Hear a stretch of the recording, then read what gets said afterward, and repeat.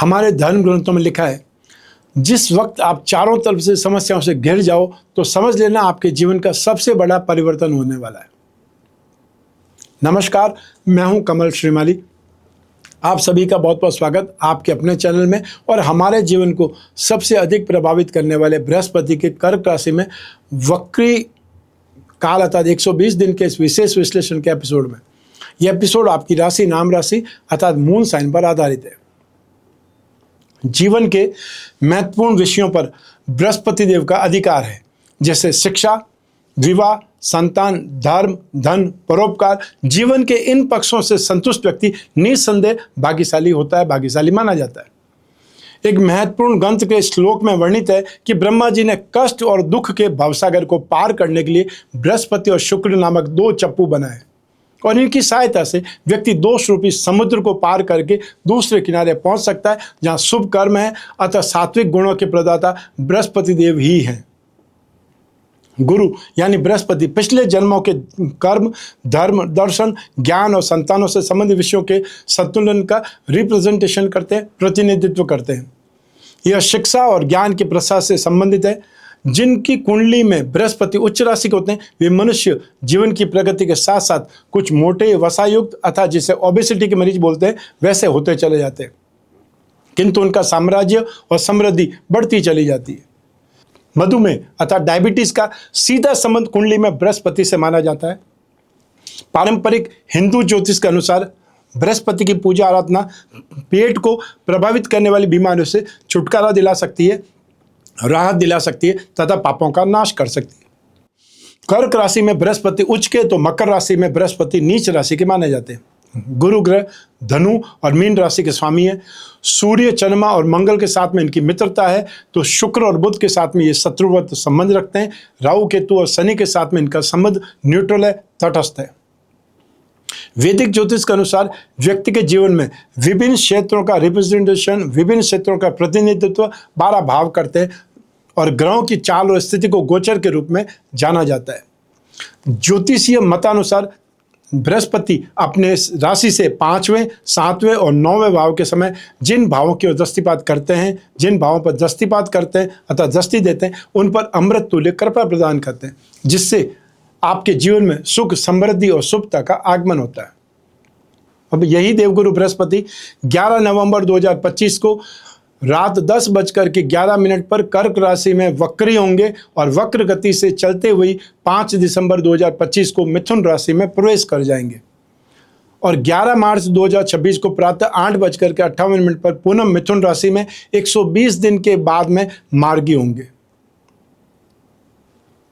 बृहस्पति आपकी राशि से अष्टम भाव में गोचरवश वक्री होंगे। गुरु के कर्क राशि में रहने तक नाश भाव अर्थात 12th हाउस, धन और संपत्ति भाव 2nd हाउस और 4th हाउस सुख भाव पर दृष्टि रहेगी। बृहस्पति के इस गोचर से भाग्य की दुर्बलता अर्थात बहुत कमी महसूस करेंगे, और शत्रु पक्ष की तरफ से मानसिक अशांति अनुभव करेंगे। आकस्मिक दुर्घटनाओं का सामना संभव है। शारीरिक कष्ट बढ़ सकता है, और पुरातत्व के क्षेत्र में, एंटीक के क्षेत्र में काम करने वाले लोगों को सफलता मिलेगी। रोग, शोक, चोरी या बंधन या सरकारी कष्ट मिलना संभव है। साथ ही अभद्र भाषा बोलने के कारण आपका तिरस्कार हो सकता है, मान सम्मान की हानि हो सकती है, और कई बार लोगों की नौकरी छूटने तक की नौबत आ सकती है। व्यापार में भारी लॉस हो सकता है, आर्थिक संकट से गुजरना पड़ सकता है, और देश में कष्टपूर्ण यात्राएं करनी पड़ सकती है। संतान अर्थात पुत्र आदि से कष्ट प्राप्त होगा, अथवा संतान उत्पन्न होने से पहले ही समस्याएं स्टार्ट हो जाएंगी। आइए अब बात करें बृहस्पति के दृष्टि फल की, क्योंकि बृहस्पति को 2 विशेष दृष्टियां प्राप्त है। गोचर में जिस भाव में बृहस्पति होंगे, वहां से 5वें भाव पर और वहां से 9वें भाव पर विशेष दृष्टि पड़ेगी, और अपने से 7वें भाव पर 180 डिग्री पर हर ग्रह की दृष्टि होती है। तो ऐसी स्थिति में सबसे पहले बात करेंगे बृहस्पति के पंचम दृष्टि की। बृहस्पति की पंचम दृष्टि नाश भाव पर होने के कारण आगजनी से या सरकार की तरफ से कष्ट, अनचाही जगह ट्रांसफर, ये आपको कारावास का भय, दुर्घटनाओं का भय लगा रहेगा। खर्च खूब करेंगे और आउटसाइड रिसोर्सेज से सहायता प्राप्त करेंगे। दूसरे कार्यों में कुछ दिक्कतों के साथ में भाग्यवश सफलता मिल सकती है। तो अब बात करते हैं बृहस्पति की सप्तम दृष्टि की, जो कि धन भाव पर है, 2nd हाउस पर है। तो बृहस्पति की 7वीं दृष्टि से धन वृद्धि के साधन प्राप्त होंगे और इन्वेस्टमेंट में, धन संपत्ति में वृद्धि होना संभव है। लेकिन शॉर्ट टर्म गेन में इन्वेस्टमेंट करने से बचना है। साथ ही साथ फिक्स एसेट्स में इन्वेस्ट कर जो भी करें उससे पहले एक्सपर्ट से या अच्छे वकील से सलाह मशविरा जरूर करें। तो आइए अब बात करें बृहस्पति के नवम दृष्टि की। तो बृहस्पति की नवम दृष्टि अपनी ही मीन राशि पर होने से माता का सुख और जमीन जायदाद का सुख बढ़ेगा, लेकिन पिता की बीमारी को लेकर के चिंतित भी रहेंगे। ननिहाल के सुखों से सहयोग से प्रसन्न होंगे। धर्म का पालन करने में कुछ कमजोरी दिखाई देगी। आइए अब बात करें बृहस्पति ग्रह की शांति के उपाय के बारे में। डायबिटीज अर्थात मधुमेह का सीधा संबंध कुंडली में बृहस्पति से माना जाता है। बृहस्पति की पूजा आराधना आपके पेट को प्रभावित करने वाली बीमारियों से राहत दिलवा सकती है, और अगर आप गुरु के दुष्प्रभाव से पीड़ित हैं तो इन उपायों को अपनाना चाहिए। सबसे पहले 10 अवतार विष्णु कवच धारण करें, और जो सामर्थ्यवान है इसके साथ में ही लक्ष्मी नारायण कवच भी धारण कर सकते हैं, तो इसका इम्पैक्ट बहुत शानदार हो जाएगा। बृहस्पति ग्रह का पिरामिड या फिर नवग्रह दोष निवारक पिरामिड अपने बेडरूम में रखना चाहिए जहां आप सोते हैं, क्योंकि ये एक प्रकार से आपको थेरेपी देने का काम करेगा और आपकी माइंड बॉडी सोल को ट्यून अप करेगा।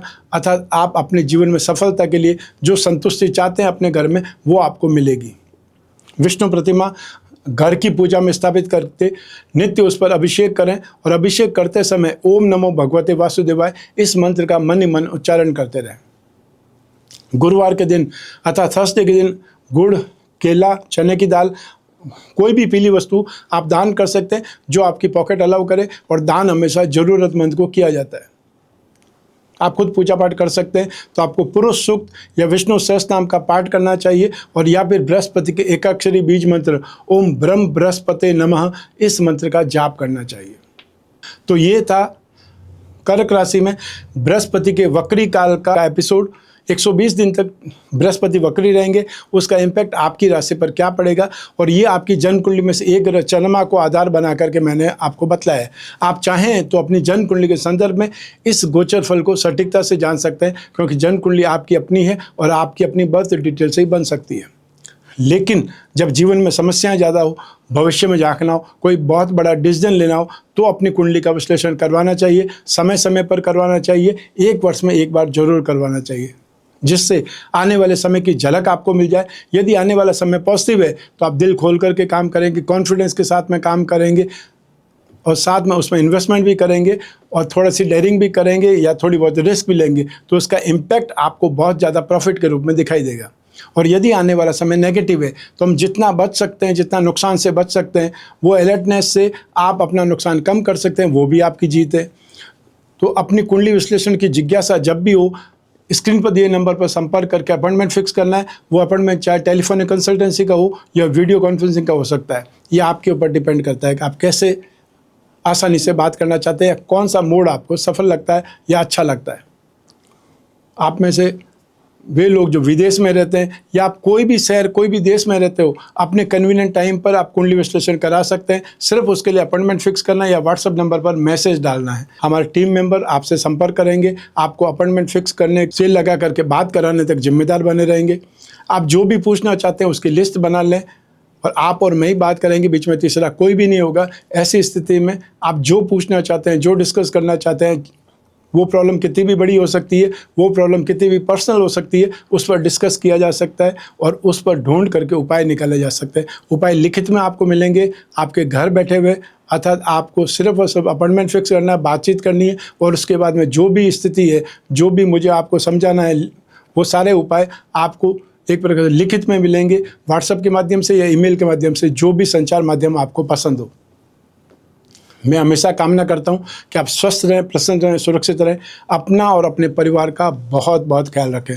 आप सभी को मेरा नमस्कार, बहुत बहुत शुभकामनाएं। ईश्वर आपकी रक्षा करे। धन्यवाद।